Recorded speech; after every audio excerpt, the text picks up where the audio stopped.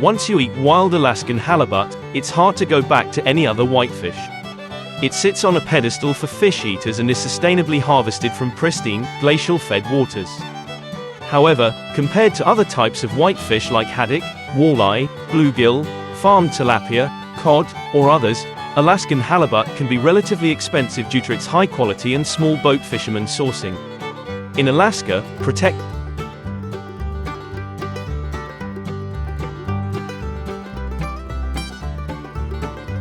the future of both the halibut stocks and the environment takes priority over opportunities for commercial harvest.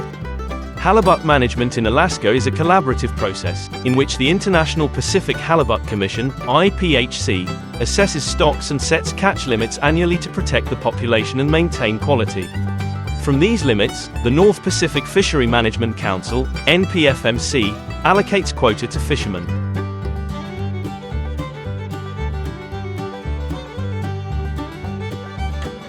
For nearly 100 years, the IPHC has set sustainable catch limits to ensure wild Alaska halibut is available in Alaska for generations to come. Because of these climate-forward sustainable management policies, there is a limited quantity of wild halibut that can be harvested from Alaska's waters. A limited quantity of anything makes for higher prices. Think about how this management benefits the ecosystem, and consider your halibut purchase an investment in the planet and sustainability.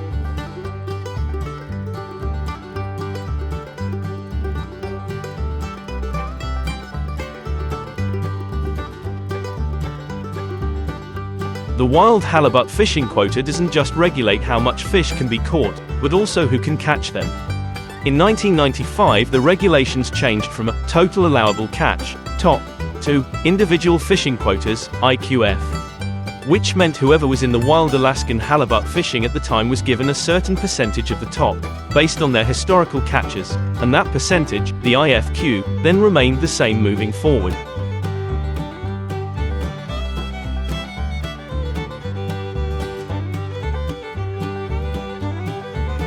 That means if it's determined the population of halibut is strong and the TOC goes up, the IFQs go up too, and vice versa, but the percentage remains the same.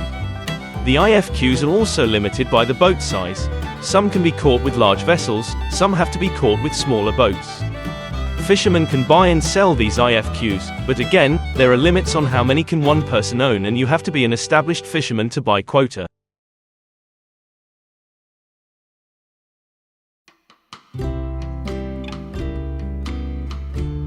On top of that, buying quota is not cheap.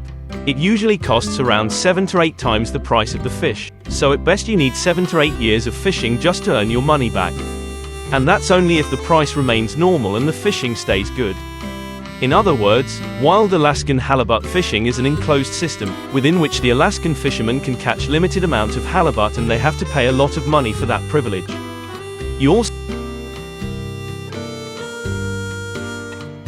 need to have a boat with the right gear. That'll cost you as much as a nice house. You need other permits to be able to fish at all. Sometimes you need a crew, your boat needs gas and maintenance, your crew needs food, etc.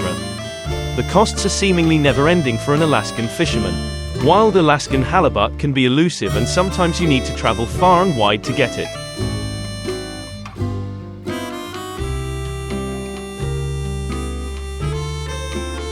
You might have days when you come home empty-handed or with just a couple of fish. And even after the fishing is done, it's still ways to go to get on a plate. Our premium wild Alaskan halibut is processed right there in Alaska, and only once it's safely packed in vacuum-packed frozen portions, it travels to the continental United States.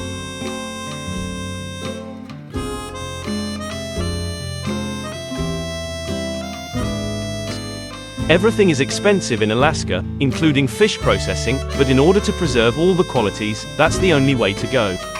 In this fast world, it's sometimes easy to forget how remote Alaska is, but the shipping cost will remind you of it every time. Add packaging necessary to keep this delicate fish in top shape, aka frozen, and you have a piece of fish with a price tag similar to a piece steak.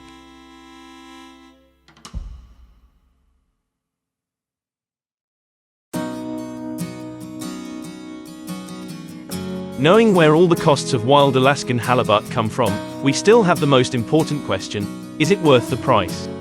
Short answer, yes, absolutely. Many people find wild Alaskan halibut to be the best tasting white fish out there. Alaskan halibut has a mild, sweet flavor, often compared to king crab or lobster, and firm, flaky texture that many people enjoy. This lean, mild, and meaty whitefish is extremely versatile for use in a variety of different recipes that include baking, grilling, searing, sauté, and steaming. Halibut also makes a delicious ceviche and fish fry.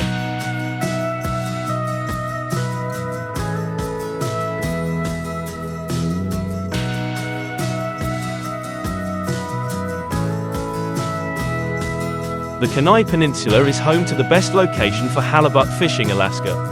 Locations such as Seward, Homer, and Ninilchik offer anglers opportunities for productive halibut fishing in world-renowned waters. Seward, Alaska is closest to Anchorage and home to Resurrection Bay. While widely known for its variety in species to fish for, Seward is home to some of the largest halibut and plethora of productive halibut fishing grounds. The best time of year to fish in Seward for halibut is June-August. If you continue south for roughly 3 more hours, you'll hit a hidden gem, also known as the small town of Ninilchik.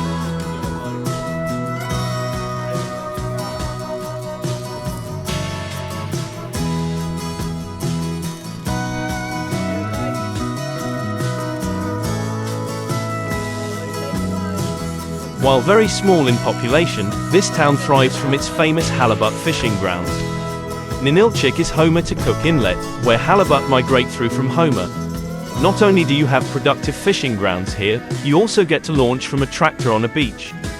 With being the halibut capital of the world, there's no doubt that Homer is your go-to for some of the best halibut fishing Alaska can offer.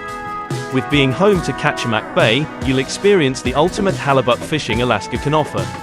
In addition to the fishing, Homer offers a variety of Alaskan outdoor adventures and culture to dive into any day of the week.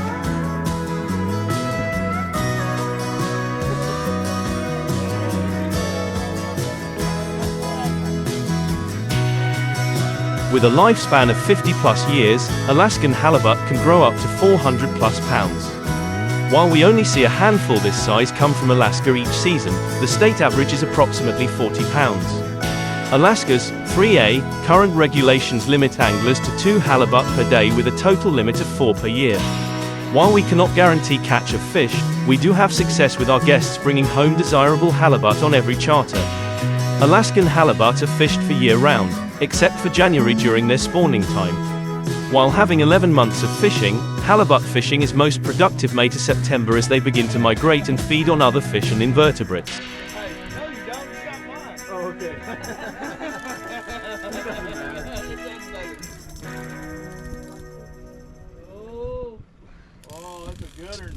While halibut fishing in Alaska is relatively simple, we always strive to prepare our guests for the thrill of a big bite.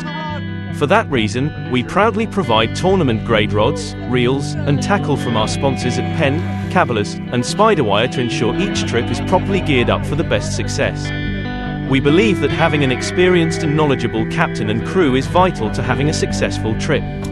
Because of that, we take pride in hiring, training, and keeping exceptional team members with us each and every season. Our captains are residents and have fished Alaska's waters for years. In addition, all of our captains have experience in fishing the locations we offer, making for a more diverse crew to fish with. Lastly, we believe that you, our guests, should choose their captain based off reviews and encourage all guests to check us out on TripAdvisor prior to booking your trip.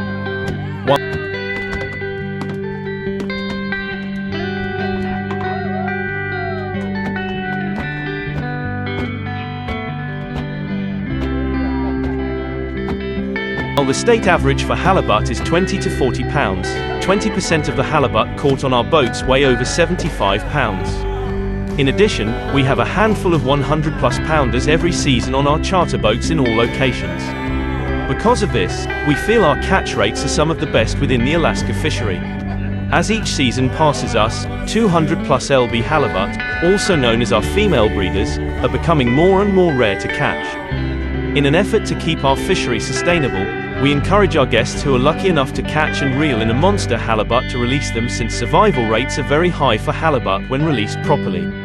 For every 200-plus LB halibut released on one of our charters, we will honor your conservation awareness and offer a complimentary trip for your next visit.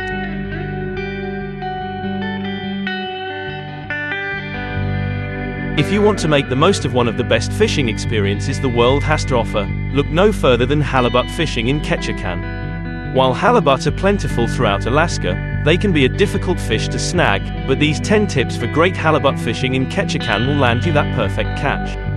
Anchoring helps the boat stay around a promising halibut hole, and with chum, helps create a strong scent trail to attract the fish in your direction.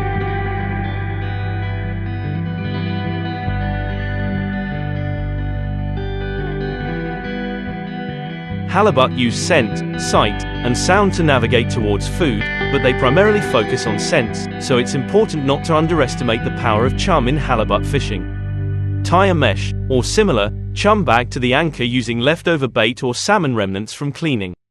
The fresher and bloodier the better. Since halibut are predators, frozen bait may not be as effective. For added effect, you can increase the scent by marinating your chum bags in a mix of Portsky green nectar and liquid krill before you head to the fishing grounds.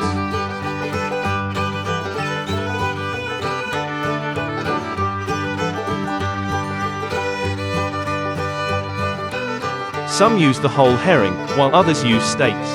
However, not many know that fillets release much more scent into the water than whole herring or even steaks, and will produce more aggressive bites. Use a whole side fillet from the biggest herring available, and replace them every 20 minutes or so, always keeping at least one in the water at all times during bait changes to maximize the scent trail.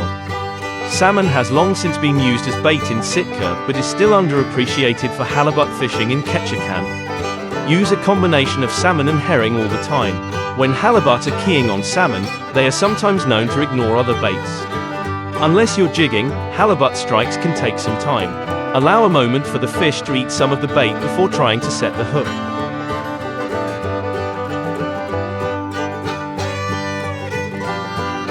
Circle hooks are key for halibut fishing in Ketchikan because once hooked, you'll rarely, if ever, lose the fish. Lower the bait to the bottom, reel in a few cranks, and then set the rod and wait for a fish to strike. Don't jump to action as soon as you see the rod start jumping up and down. Wait until the tip is bent over and the fish is almost taking the line. Lift up to finish driving the hook into place. If you jerk or lift up too soon, the hook has a chance of being pulled away from the fish's mouth.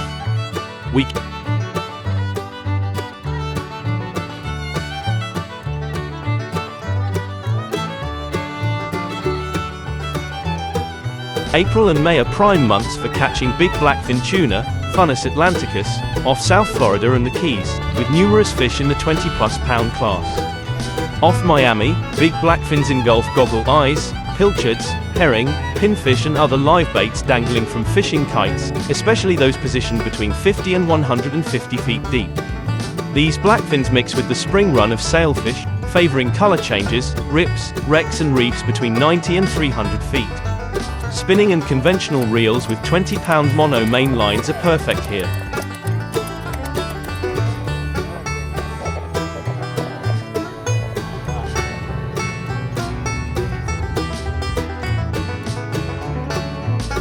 The humps and bars off the Florida Keys are rich with blackfins. Power drifting along their up-current sides and live chumming with pilchards score fast limits. However, drifting across the humps with a live pinfish or a fresh squid, one positioned around 50 to 80 feet deep, and one between 150 and 200 feet down, will yield some of the bigger specimens. Don't overgun terminal tackle. Keep with 30 and 40-pound fluorocarbon leaders and small inline circle hooks, 2/0 to 4/0, based on bait size.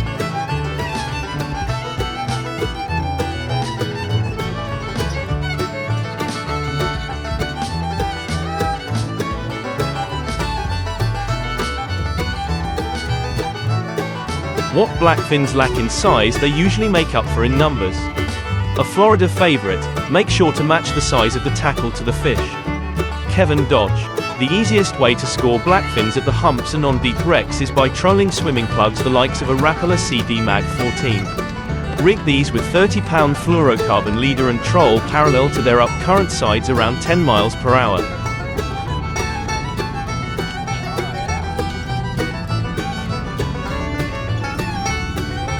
Marking blackfins on the sonar and jigging with flutter-style irons rigged with 30-pound fluorocarbon leaders is another simple means of catching them. Key West offers access to shrimp boats in the Gulf. In April and May, big blackfins forage on the bycatch culled from shrimpers. Super early morning starts are a must, and long hauls often the norm. However, if you find a shrimper dumping bycatch, there should be blackfins and bonito in feeding frenzies. Broadcast a scoop of shrimp boat bycatch, followed by a hook bait of the same.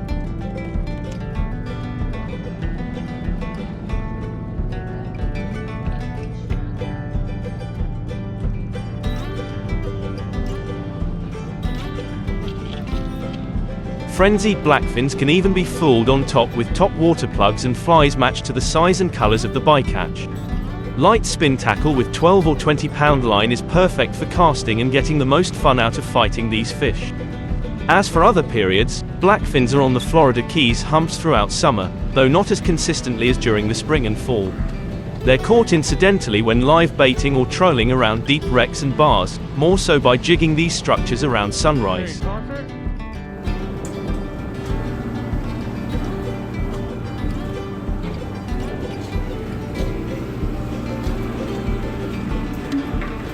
However, come October and November, they'll begin returning in numbers to the humps, bars and wrecks throughout the Florida Keys, just in time to please the tourists.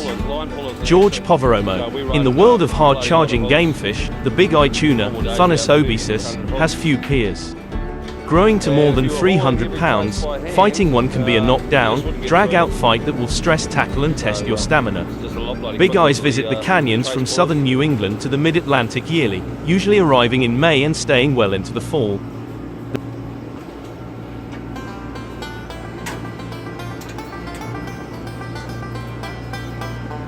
Just a little hydraulic wheel.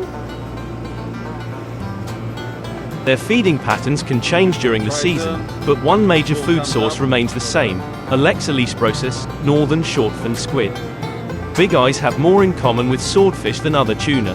Shared traits include excellent low-light vision, the ability to augment their body temperature when feeding in the cold water of the deep, and the vertical lifestyle that keys around the movements of the squid they predate upon. Pokey, standing around doing nothing. A familiar pose.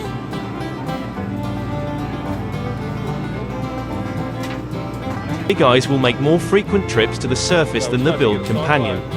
When they are near the surface, they will also feed on a variety of forage fish. That's when anglers target them. Squid exhibit a daily migration, going deep during daylight hours and then shallow as darkness approaches, often holding near the surface throughout the night, and big eyes will be hot on their tails. Eyeballs, as they are sometimes called, usually attack in wolf packs, which means multiple hookups are common when trolling.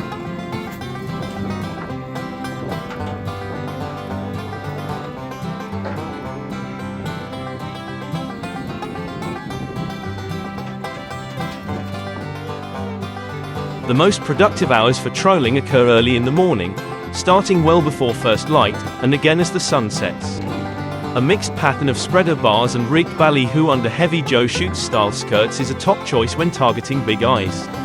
Running weighted dredgers can attract big eyes into your pattern, even if they are holding 100 or more feet down. Bring it this way, Bram.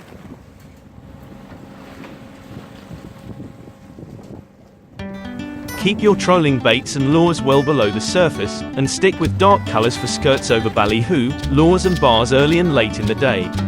According to Captain Mark de Blasio, a renowned big eye specialist, evening bites are often the best as hungry big eyes follow the squid to the surface. He recommends trolling well after dark using weighted naked and skirted large ballyhoo. Glow lures are not recommended.